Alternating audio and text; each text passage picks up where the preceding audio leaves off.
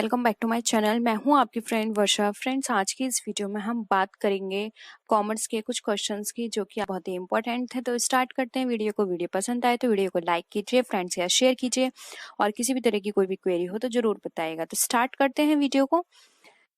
When a bill is discharged, the acceptor debits, यानी कि जब हमारा बिल डिस्चार्ज किया जाता है तो जो एक्सेप्टर होता है वो कौन सा अकाउंट या फिर किस एंट्री को वो डेबिट करता है? क्रेडिटर्स अकाउंट को, कैश अकाउंट को, बिल्स पेबल अकाउंट या फिर बिल रिसीवेबल अकाउंट। तो फ्रेंड्स, इस तरह के क्वेश्चंस करने से पहले आपको अपने माइंड में एंट्री बनानी होगी। देखिए, यहाँ पे बिल डिस्चार्ज की बात की जा रही है। तो देखिए, यहाँ पर जब वो बिल डिस्चार्ज करेगा तो बिल्स पेबल अकाउंट जो होगा उसको क्या करेगा, वो डेबिट करेगा, क्योंकि अब वो पे कर रहा है उसका। ठीक है, तो यहाँ पे बिल्स पेबल अकाउंट जो होगा वो डेबिट किया जाएगा, क्योंकि उसकी तरफ से अब पेमेंट हो रहा है बिल का। इसलिए यहाँ पे ऑप्शन 3 जो है वो राइट आंसर होगा, bills payable account. I hope ये क्लियर होगा आपको। नेक्स्ट क्वेश्चन है, base date is otherwise called as, यानी कि जो बेस डेट या किसी भी चीज को हम बेस मानते हैं तो उसको हम और किस नाम से जानते हैं? Zero date, leave date, working days या फिर ग्रेस डेज। तो फ्रेंड्स, यहाँ पे डेट की बात की जा रही है तो ये डेज तो कट गया। अब हमें इन दोनों में से बताना है क्या राइट आंसर है। तो फ्रेंड्स, यहाँ पर मैं आपको एक एग्जांपल लेना चाहूंगी, लेकिन वो एग्जांपल कॉमर्स से रिलेटेड नहीं है, लेकिन आपको ये कॉन्सेप्ट समझने में आसानी होगी। देखिए फ्रेंड्स, हमारे जब प्रेसिडेंट होते हैं, ठीक है, प्रेसिडेंट प्रेसिडेंट के जो इलेक्शंस होते हैं वो हमारे बेस ईयर के बेसिस पर होते हैं। अब बेस ईयर यहाँ पे क्या माना गया है? 1971। तो फ्रेंड्स, अगर हम 1971 की बात करें तो ये इससे पहले का तो कोई टाइम पीरियड नहीं है ना। ठीक है, इससे पहले का कोई टाइम पीरियड नहीं लिया जाएगा। 1971 ये बेस ईयर माना गया है प्रेसिडेंट के इलेक्शन के लिए। तो इससे पहले का कोई टाइम पीरियड नहीं है, तो ये डेट एक तरह से जीरो डेट की तरह मानी गई है, क्योंकि इससे पहले के कोई भी टाइमिंग पीरियड हमारे पास गिवन नहीं है। ठीक है, तो 1971 एक तरह से हमारे लिए बेस पीरियड है, यानी कि उससे पहले का, जैसे कि आपने देखा होगा जीरो बजट होता है। ठीक है, एक और एग्जांपल हो गया, वो आपकी कॉमर्स से रिलेटेड है। ठीक है, यहाँ पे ये आपका एक जीके का क्वेश्चन भी कंप्लीट हो गया। अब कॉमर्स के क्वेश्चन की बात करते हैं। तो आपने देखा होगा जीरो बेस बजट।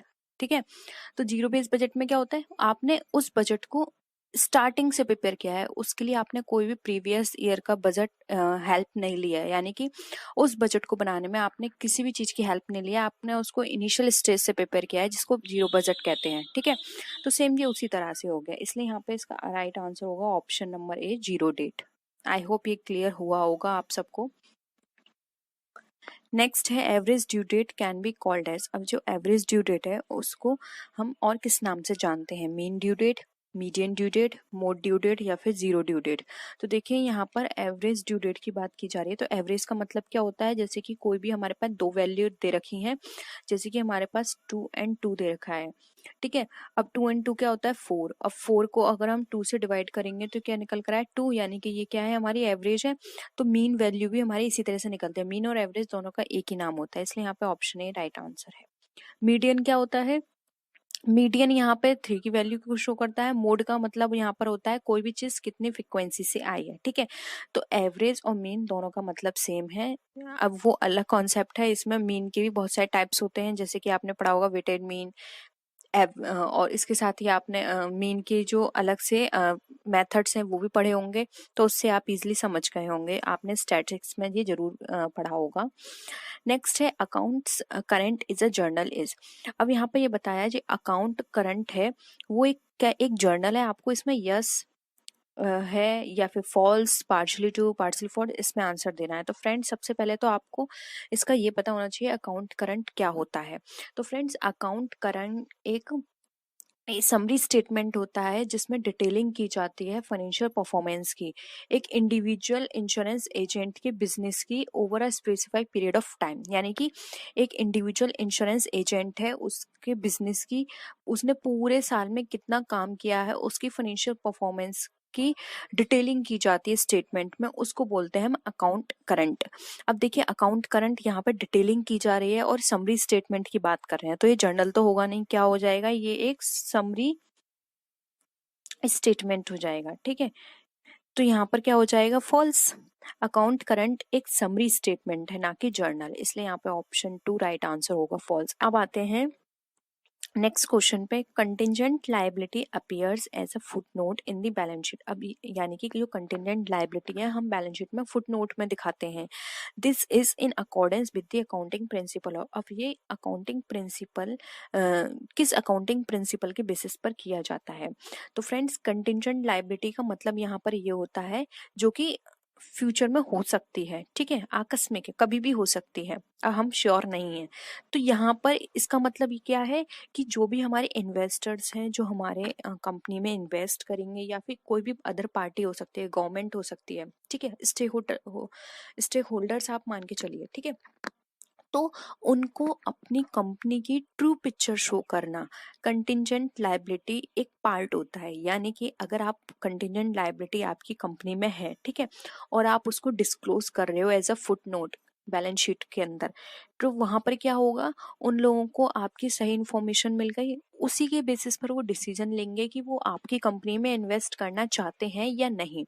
तो ये एक डिस्क्लोजर का पार्ट होता है कि आपके कंपनी में कोई भी ऐसी चीज हो रही है तो आप उसको डिस्क्लोज करें पब्लिक के सामने। इसीलिए कंटीजेंट लायबिलिटी को फुट नोट के रूप में बैलेंस शीट में दिखाया जाता है, ठीक है। तो यहाँ पर ऑप्शन 2 राइट आंसर होगा, डिस्क्लोजर। अब कंसिस्टेंसी, कंसिस्टेंसी यहाँ पर आप समझ लीजिए, कंसिस्टेंसी का मतलब होता है कि आप कोई भी कॉन्सेप्ट अपना रहे हैं कंपनी के अंदर, वो आपका कंसिस्टेंस बेसिस पे होना चाहिए। जैसे कि फॉर एग्जांपल आप डुअल एंट्री कॉन्सेप्ट आपने फॉलो किया है कंपनी में, ठीक है, अकाउंटिंग के लिए, तो आपको डुअल एंट्री कॉन्सेप्ट ही फॉलो करना है फॉलोइंग ईयर में। ऐसा नहीं है कि आपने उस नेक्स्ट ईयर फिर दूसरा चेंज कर लिया। कंसिस्टेंसी होनी चाहिए इसको अडॉप्ट करने में। मटेरियलिटी, मटेरियलिटी का मतलब यहाँ पर ये है जो भी आप चीजें करेंगे वो मटेरियल बेसिस पर रिकॉर्ड होनी चाहिए, ठीक है। मटेरियलिटी का मतलब एक तरह से ये भी होता है कि जो भी कॉन्सेप्ट्स आप परमिट कर रहे हैं वो इग्नोर नहीं होने चाहिए। अगर कोई भी ऐसे ट्रांजेक्शन्स है जो कंपनी में इफेक्ट कर रहा है, वो आप इग्नोर नहीं करेंगे, उसको मेंशन करेंगे। अब यहाँ पर डिस्क्लोजर प्रिंसिपल इससे एक्सेप्शन है, बाकी जो भी अगर ऐसी चीजें हैं जो कि इररिलेवेंट है वो आप डिस्क्लोज नहीं करेंगे। मटेरियलिटी के बेसिस का मतलब यही होता है, इररिलेवेंट नहीं है तो आप डिस्क्लोज नहीं करेंगे, और रेलेवेंट है तो आप डिस्क्लोज करेंगे अंदर डिस्क्लोजर में, ठीक है। नेक्स्ट आता है हमारा कंजर्वेटिज्म। कंजर्वेटिज्म के अंदर यहाँ पर ये बताया जाता है कि जितने भी हमारे एंटिसिपेटेड लॉसेस होंगे वो सारे हमारे अकाउंट्स की बुक में प्रिपेयर किए जाएंगे, रिकॉर्ड किए जाएंगे। लेकिन ऐसा कोई भी एंटिसिपेटेड प्रॉफिट है या फिर अनरियलाइज्ड गेन है तो उसको इग्नोर किया जाएगा। यानी कि आप प्रॉफिट और गेन को इग्नोर करेंगे, जबकि जो भी हमारे लॉसेस होंगे उनको हम शो करेंगे, ठीक है। तो ये होता है हमारा कन्वेंशन ऑफ कंजर्वेटिज्म, ठीक है। नेक्स्ट क्वेश्चन पे आते हैं। देखिए अभी हमने डिस्कस किया था, फिर ये इस क्वेश्चन में आ गया। The policy to anticipate no profit and provide for all possible losses arise due to convention of. यानी कि कोई भी प्रॉफिट को आप रिकॉर्ड नहीं करेंगे और जो भी पॉसिबल लॉसेस होंगे वो आपको रिकॉर्ड करने हैं। तो किस कन्वेंशन के बेसिस पर किए जाते हैं? कंसिस्टेंसी, तो ये नहीं होगा, अभी हमने कंसिस्टेंसी पढ़ा था। डिस्क्लोजर, ये भी नहीं होगा। मैचिंग, ये भी नहीं होगा। आ गया कंजर्वेटिव। कंजर्वेटिज्म में ये बताया जाता है कि जो भी हमारे एंटिसिपेट प्रॉफिट होंगे उसको हम रिकॉर्ड नहीं करेंगे, लेकिन अगर कोई भी ऐसा एंटिसिपेट या अनरियलाइज्ड हमारा गेन है, वो सॉरी लॉस है, उसको हम यहाँ पर रिकॉर्ड करेंगे। गेन प्रॉफिट को नहीं करेंगे। The credit balance in the bank account is. अब जो क्रेडिट बैलेंस है जो बैंक अकाउंट में, वो हमारा क्या शो करता है? ऑप्शंस हैं an assets, an liability, an expense और कंटिजेंट लाइबिलिटी। तो देखिए यहाँ पर अगर हम बात करें क्रेडिट बैलेंस की, जो कि हमारा बैंक अकाउंट के अंदर शो करता है, तो ये शो करता है हमारी लाइबिलिटी को, जबकि अगर हम डेबिट बैलेंस की बात करें तो हमारे असेट्स को शो करता है। इसलिए यहाँ पर ऑप्शन जो है हमारा 2 वो हमारा राइट आंसर होगा। नेक्स्ट है returns outward book makes record of. यानी कि रिटर्न आउटवर्ड बुक जो होती है वो किसका रिकॉर्ड करती है? तो देखिए ऑप्शन है goods return to the suppliers, यानी सप्लायर्स को गुड रिटर्न किया। गुड्स रिटर्न टू कस्टमर, यानी कस्टमर को गुड रिटर्न किया। उसके बाद है यहाँ पर goods return to proprietor, proprietor को गुड्स रिटर्न किया। फिर है गुड्स रिटर्न टू नेबर्स, यानी कि नेबर्स को गुड रिटर्न किया। तो देखिए यहाँ पर इसका राइट आंसर होगा, तो ये है हमारे ऑप्शंस। तो देखिए यहाँ पर अगर हम बात करें गुड्स आउटवर्ड बुक की, तो देखिए ये यहाँ पे हमें बताता है कि जो हमारे सप्लायर्स हैं उनको हमने जो माल है वो उसको वापस किया। Goods return to suppliers, return outward book ही हमें शो करता है, इसलिए ऑप्शन ए यहाँ पे हमारा राइट आंसर है। नेक्स्ट क्वेश्चन पे आते हैं। नेक्स्ट क्वेश्चन है हमारा, cash book prepared on impressed system in. अब जो कैश बुक है वो इम्प्रेस सिस्टम में दिखाई जाती है, तो वो किस तरह की होती है? 2 कॉलम कैश बुक की तरह, प्रिटी कैश बुक, या फिर परचेज बुक। तो देखिए यहाँ पर अगर हम बात करें तो जो इम्प्रेस सिस्टम के अंदर हम अपनी कैश बुक प्रिपेयर करते हैं वो हमारी प्रिटी कैश बुक कहलाती है। Friends, mainly petty cash book वो कैश बुक होती है जिसके अंदर हम जो छोटे छोटे हमारे जो खर्चे होते हैं हम उसको इंक्लूड करते हैं, फिर बाद में जब हम उसको उससे रिलेटेड अकाउंट में पोस्टिंग करते हैं तो डायरेक्ट एक अगर हम एक आइटम के रूप में उन सबको इंक्लूड कर लेते हैं। फॉर एग्जाम्पल, जैसे कि हमने स्टेशनरी में खरीदे पेन, पेंसिल्स, इरेजर, स्केल, ये सारी चीज़ें खरीदी, तो प्रिटी कैश बुक में तो ये अलग अलग मेंशन कर दी जाएगी, लेकिन जब हम इसकी पोस्टिंग करेंगे जर्नल में या फिर अदर इससे रिलेटेड लेजर में, तो वहाँ पर हम पोस्टिंग करेंगे एज अ स्टेशनरी। वहाँ पे ये अलग अलग आइटम शो नहीं किए जाएंगे, वहाँ पे एज अ स्टेशनरी शो किया जाएगा। प्रिटी कैश बुक का मेन पर्पस होता है जैसे जो भी एक्सपेंस हो रहा है उसको उसी टाइम रिकॉर्ड करना, ठीक है, क्योंकि छोटे छोटे खर्चे ऐसे होते हैं बाद में हम भूल जाएंगे, तो प्रिटी कैश बुक में उसी टाइम नोट कर लिए जाते हैं। फिर बाद में जब उसको उससे रिलेटेड जो पोस्टिंग होती है, जब वहाँ पर उसको ट्रांसफर किया जाता है तो एक बड़े हेड में उन सारे छोटे खर्चों को एक बड़े अमाउंट में लिख दिया जाता है, तो वो हमारा प्रिटी कैश बुक इसमें मदद करता है, ठीक है। तो एक तरह से ये यहाँ पर क्या हो गया, छोटे छोटे खर्चे हम भूले भी नहीं और साथ ही साथ हमारी पूरी हमारे पास इंफॉर्मेशन भी है। कभी हमें पता चले कि फॉर एग्जांपल स्टेशनरी है वो हमारी ज़्यादा अमाउंट की आ गई, तो हम बाद में एज अ रेफरेंस देख सकते हैं कि इस स्टेशनरी में एक्चुअल में हमने कौन कौन से आइटम परचेज किए हैं, ठीक है। तो ये था हमारा petty cash book, option third right answer है। नेक्स्ट आते हैं, the statement send along with purchase return is. अब खरीद रिटर्न के साथ भेजा गया बयान क्या कहलाता है? Credit note, bills payable book, debit note, या फिर परचेस रिटर्न बुक। तो देखिए यहाँ पर बात की जा रही है एक स्टेटमेंट की, जो कि हम परचेस रिटर्न करते हैं तो उसके साथ हमें एक नोट भेजना होता है, उसको हम क्या बोलते हैं? तो देखिए यहाँ पर इसका राइट आंसर होगा ऑप्शन नंबर ए, जो कि हमारा है क्रेडिट नोट। वो क्रेडिट नोट कहलाता है क्योंकि उस पर पूरा मेंशन होता है कि हमने इतने रुपए का माल सेंड किया है, ठीक है, परचेस रिटर्न किया है। तो ऑप्शन ए यहाँ पे हमारा राइट आंसर हो जाएगा। नेक्स्ट आते हैं errors which affect one account can be. अब हमें ऐसे एरर्स बताने हैं जो सिर्फ एक अकाउंट को इफेक्ट करते हैं, तो ऑप्शंस देख लीजिए, errors of omission, error of principle, error of posting, या फिर एरर ऑफ कमीशन। तो देखिए यहाँ पर ये बात कर रहे हैं एक अकाउंट को इफेक्ट करे, तो देखिए फ्रेंड्स, अगर एरर ऑफ ओमिशन होगा तो ये एक अकाउंट से रिलेटेड नहीं है, प्रिंसिपल डबल अकाउंट से रिलेटेड होता है, कमीशन भी नहीं होगा। एरर ऑफ पोस्टिंग हमारे एक अकाउंट से रिलेटेड हो सकता है कि हमने एक अकाउंट में पोस्टिंग नहीं की है, ठीक है। तो यहाँ पे ऑप्शन थर्ड जो है वो इसका राइट आंसर हो जाएगा।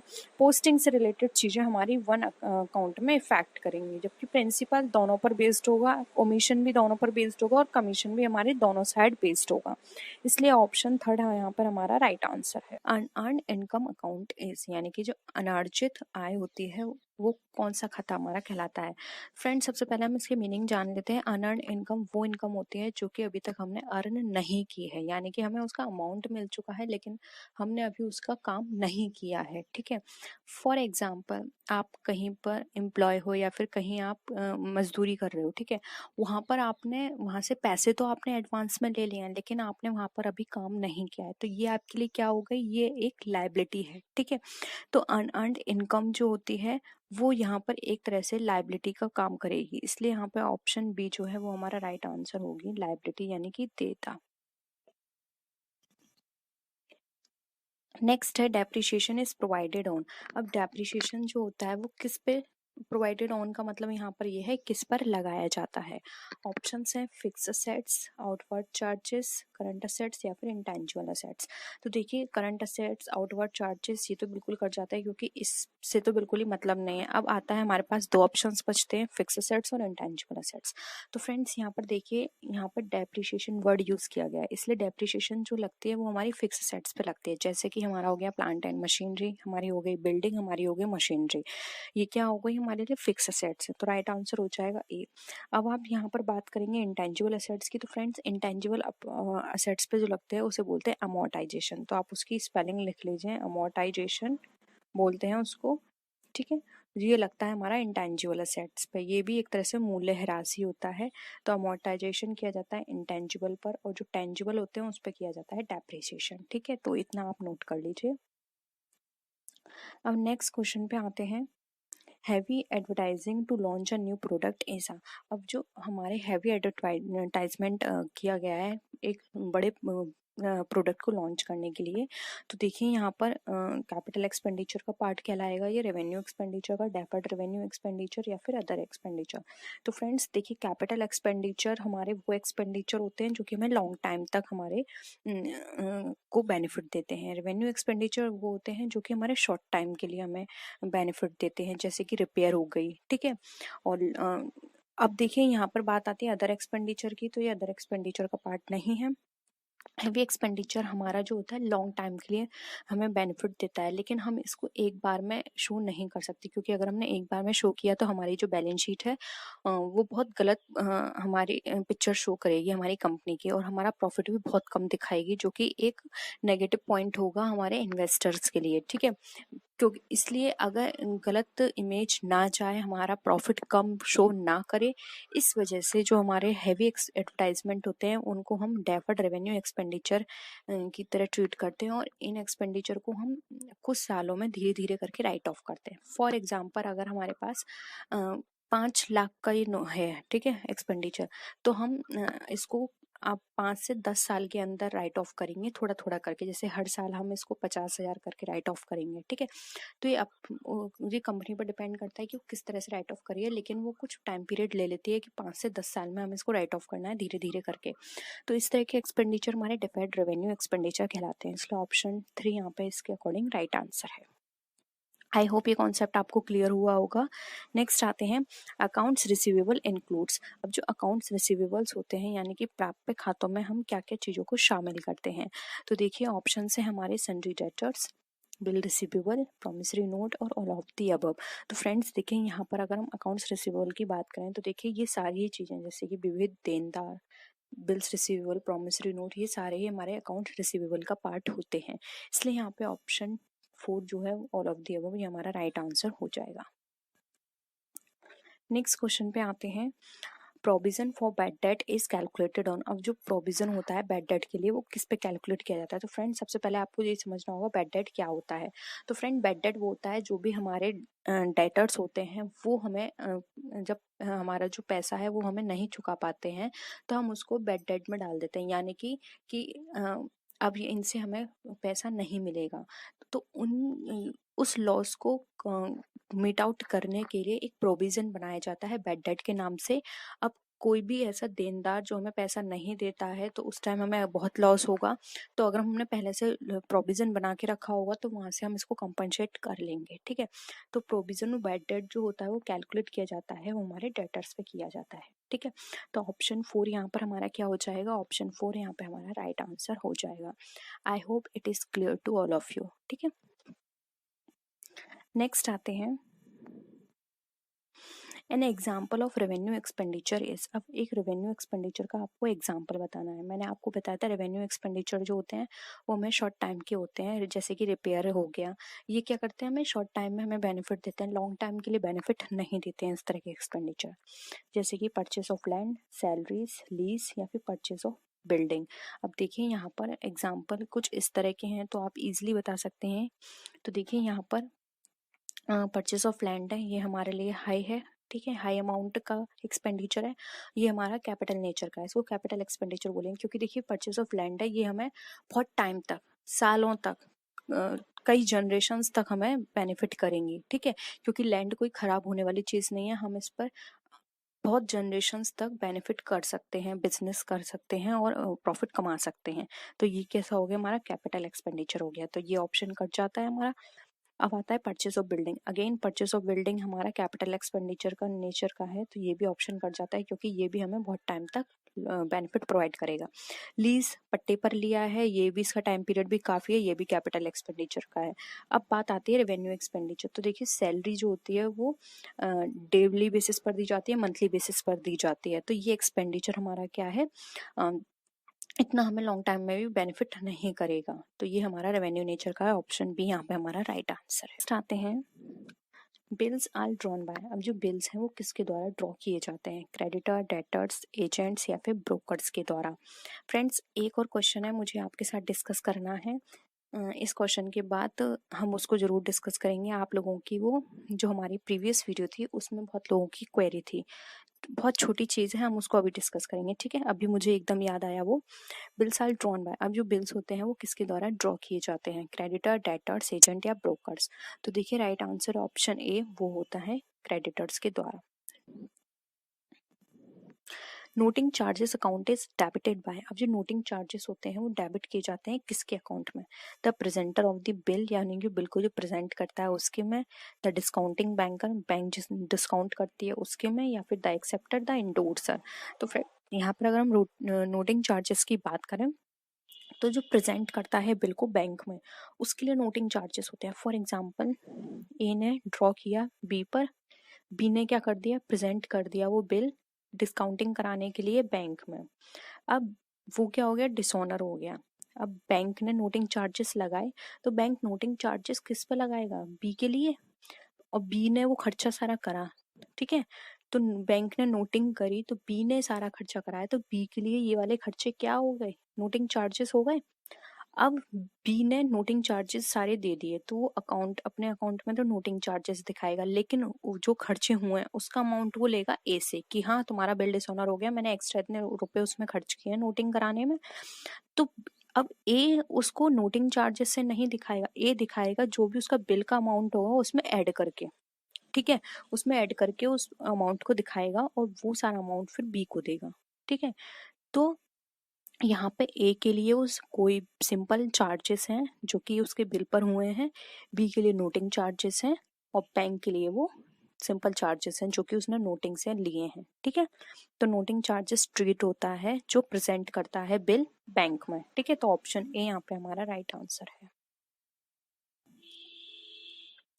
नेक्स्ट क्वेश्चन है while discounting the bill debit should be given to. अब बिल में छूट देते समय डेबिट को क्या किया जाना चाहिए, bank account, bill receivable account, acceptor account या फिर कैश अकाउंट।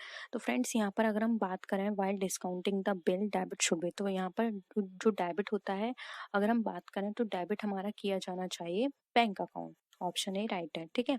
क्योंकि यहाँ पर बैंक डिस्काउंटिंग करने में हमारे पास क्या आ रहा है, पैसा आ रहा है, ठीक है। ऑप्शंस के अकॉर्डिंग बैंक राइट आंसर हो जाएगा।